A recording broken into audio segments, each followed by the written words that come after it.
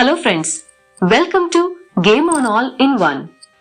మహిళల T20 world cup 2026లో ఆతిథ్య England జట్టు విజయంతో తమ ప్రచారాన్ని ఘనంగా ప్రారంభించింది.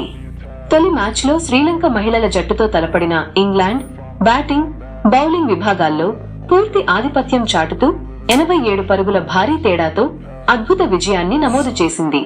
టాస్ గెలిచిన శ్రీలంక జట్టు మొదట బౌలింగ్ ఎంచుకోగా ఇంగ్లాండ్ బ్యాటర్లు ఆ నిర్ణయాన్ని తప్పు అని నిరూపించారు. ఇంగ్లాండ్కు ఓపెనర్లు అద్భుతమైన ఆరంభాన్ని అందించారు.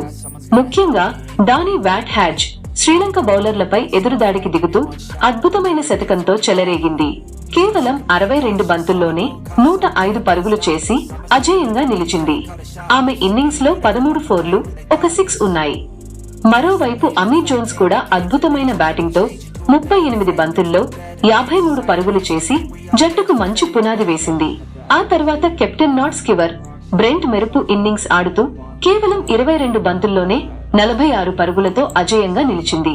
ఈ ముగ్గురు బ్యాటర్ల ధాటికి ఇంగ్లాండ్ జట్టు నిర్ణీత 20 ఓవర్లలో 1 వికెట్ నష్టానికి 219 పరుగుల భారీ స్కోర్ నమోదు చేసింది. శ్రీలంక బౌలర్లలో మాల్కి మదారా మాత్రమే 1 వికెట్ సాధించగా మిగతా బౌలర్లు ఇంగ్లాండ్ బ్యాటర్ల దాడిని అడ్డుకోలేకపోయారు. 220 పరుగుల భారీ లక్ష్యంతో బరిలోకి దిగిన శ్రీలంక జట్టుకు ఆరంభం నుంచే ఎదురు దెబ్బలు తగిలాయి. ఇంగ్లాండ్ బౌలర్లు కట్టుదిట్టంగా బౌలింగ్ చేయడంతో శ్రీలంక వరుసగా వికెట్లు కోల్పోయింది.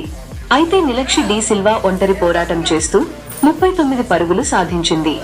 హర్షిత సమర విక్రమ కూడా జట్టును ఆదుకునే ప్రయత్నంలో 29 పరుగులు చేసింది. కవిషా దిల్హారీ 19 పరుగులతో కొంత సహకారం అందించినా మిగతా బ్యాటర్ల నుంచి ఆశించిన మద్దతు లభించలేదు. దీంతో శ్రీలంక జట్టు 20 ఓవర్లలో 132 పరుగులకు ఆలౌట్ అయి 87 పరుగుల భారీ తేడాతో ఓటమి పాలైంది.